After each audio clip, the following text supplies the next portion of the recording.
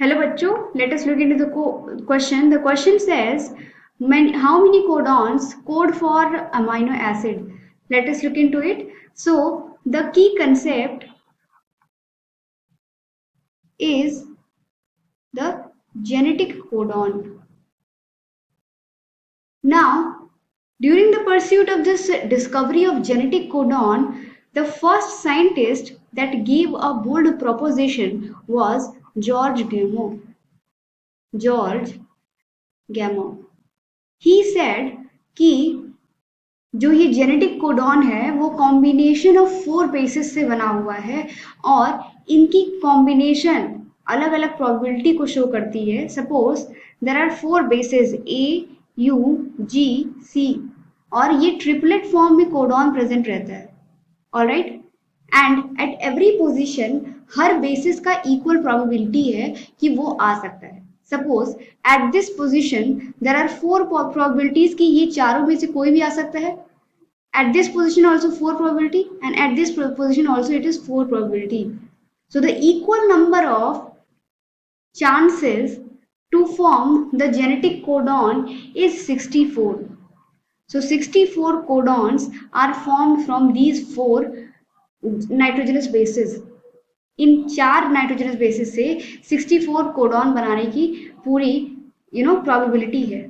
अब उसके बाद हम बात करें कि ये 64 codon they code for only 20 amino acid 20 amino acid and this was a surprising statement given by George गैमो.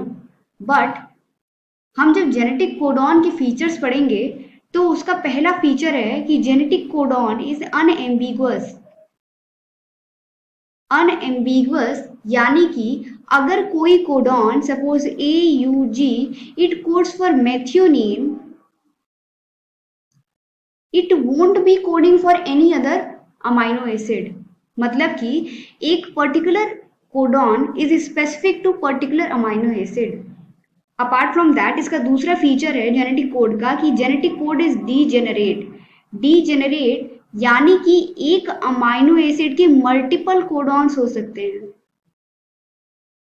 तो इन स्टेटमेंट से, इन salient feature of genetic codon से हमें ये क्लियर होता है कि एक अमाइनो एसिड की पर्टिकुलर मल्टीपल कोडॉन्स हो सकते हैं और जो अमाइनो एसिड कोड करते हैं they are 61 codons are there that code for 20 amino acid and 3 codon they do not code for amino acid, rather they code for stop codon or they are nonsense codon, that is Umber, Okre and Opal.